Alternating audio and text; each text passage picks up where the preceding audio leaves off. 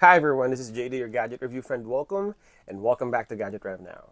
I've been traveling and cruising with this phone for over a week now as my daily driver, and today I'll do an honest take about this phone after all the buzz. Is this phone any better? I know there are hundreds of videos out there talking about the cool features of the new iPhone 15 Pro Max, but after using this for a while, will everything make any difference? Let's do the pros and cons, and first I'll talk about all the good things about the iPhone 15 Pro Max and where this phone really shines. First is the good low-light video performance on this phone. I also bought the Samsung Galaxy S23 Ultra and Google Pixel 7 Pro, and they are nowhere near the performance of this phone. In fact, I took it a notch higher, and in every video recording during nighttime, I just bring my iPhone 15 Pro Max because I'm that confident that this phone will deliver, and it does. If you look in terms of video recording capability, iPhone 15 Pro Max is the closest to a proper camera in terms of video recording. The second thing I love about the iPhone 15 Pro Max is the battery life. I didn't feel any significant improvement from the previous generation, but I can tell you that this phone is an easy 2-day phone for me. After using this phone moderately, tomorrow I will still have 20 to 30%. You could throw some heavy games on this phone, and after hours and hours of gaming, you would still end up with a little bit of juice. And the battery standby is great from 100 to 99%. It would take you almost 5 to 10 minutes before the percentage change, maybe Apple software manipulation to make sure that you will see that this phone was fully charged.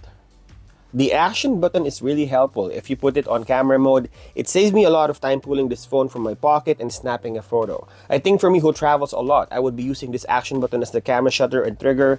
So that's a really cool feature of this new iPhone 15 Pro Max. Sometimes I switch it to silent mode for any gathering, like watching other performances, etc. The next good feature is the 5 times optical zoom, and I can tell you right now that this sensor is very useful for many. In fact, I shot a lot of videos using the 5 times optical zoom, and I got great results, same results as what I have on the ultra wide and the main sensor. You can see the details, the sharpness, and the colors matches the one you have on the main sensor, and the stabilization is also good. I can see a lot of people using the 5 times optical zoom of their iPhone 15 Pro Max on their day-to-day activity.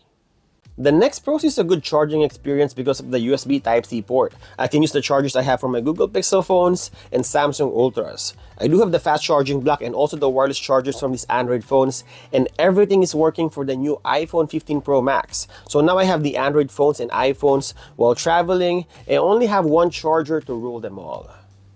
The next pro is the data transfer, and what I appreciate about the new iPhone 15 Pro Max or even all iPhone 15 series is you can now use a USB-C adapter or OTG adapter to transfer photos and videos. So imagine after recording a video or take photos on my travel and I wanted to upload it to a PC or Mac and edit them. If my device doesn't support AirDrop, I can simply use an OTG adapter to transfer files from my iPhone 15 Pro Max. Welcome to Ketchikan, Alaska, and so far, this is the coldest place on this trip.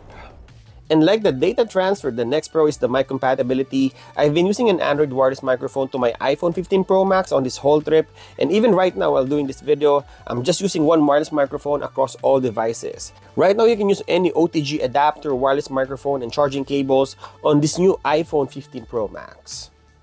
And lastly, I found that the voice isolation feature is really helpful during my phone calls, and also the dictation feature of the voice is very accurate. I can say that outdoors, people can hear me clearly during a phone call, and the voice dictation of Apple is really accurate, especially if I'm dictating something in my Google Notes.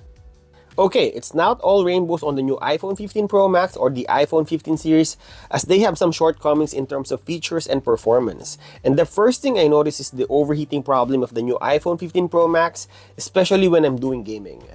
I wouldn't lie, at some point my phone is even lagging, which is really annoying for me. I didn't notice this while playing on Samsung Galaxy S23 Ultra or even my Google Pixel 7 Pro with Tensor Chip Gen 2. I just read on the news that iPhone is sending updates to fix this issue, so I'm hoping that this issue will be fixed on the next update.